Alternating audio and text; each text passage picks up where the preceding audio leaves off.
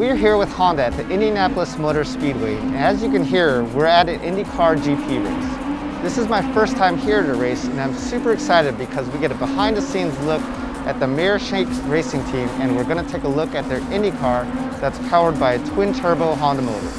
And I'm very excited because I get to meet the one and only Mario Andretti, who's a four-time Indycar champ, and he's going to be taking me for a spin in a two-seater Indycar powered by a Honda engine.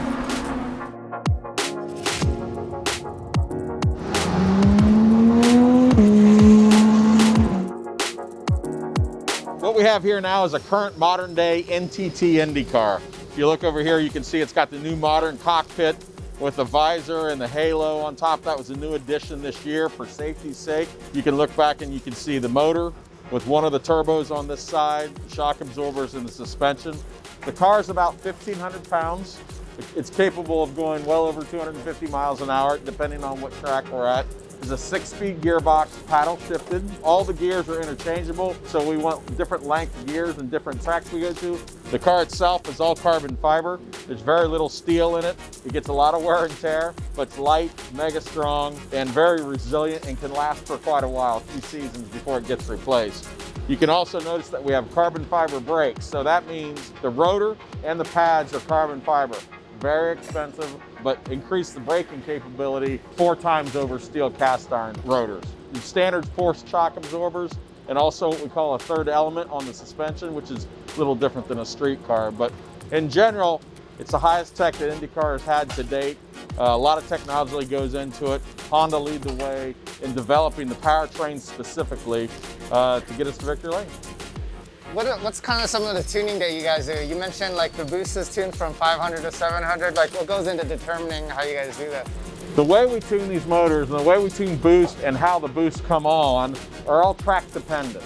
If we're going to a track like Long Beach, which is 30 miles an hour turns to 190 miles straightaway, we want that motor to react to throttle inputs differently than running a constant speed, say at the Indy 500. All that we can change, and we can tune how the turbos, when and how hard they come in, depending on what our needs are. I mean, listen, if this thing got full tilt on us when we put wide open throttle, it would smoke the tires off. So we have to be careful about how we apply the power.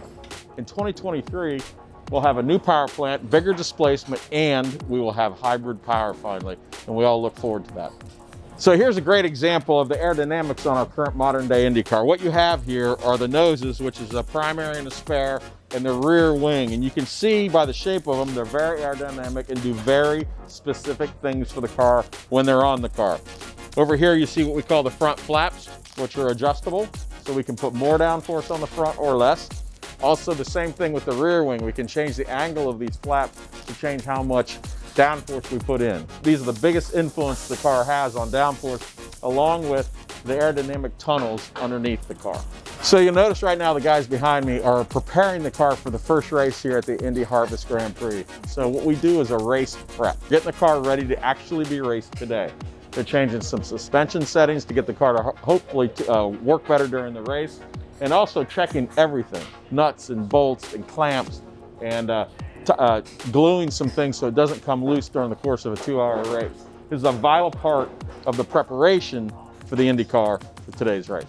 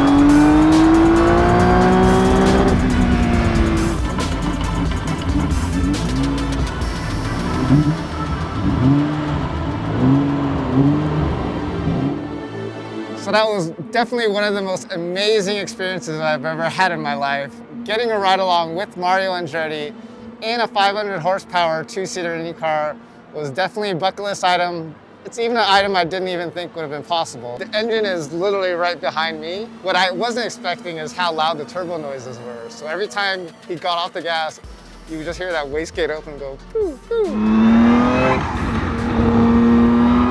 You could feel the downforce just pinning you down on the grounds. And having a 4-time champion, I wasn't scared at all. It was just very reassuring and just a very amazing experience. Huge thanks to Mario Andretti, huge thanks to Honda, and also a big thanks to Michael Shank of the Meyer Shank Racing team for giving us a walk around their car that's actually competing right now. So wish them the best of luck, and I'll see you guys later.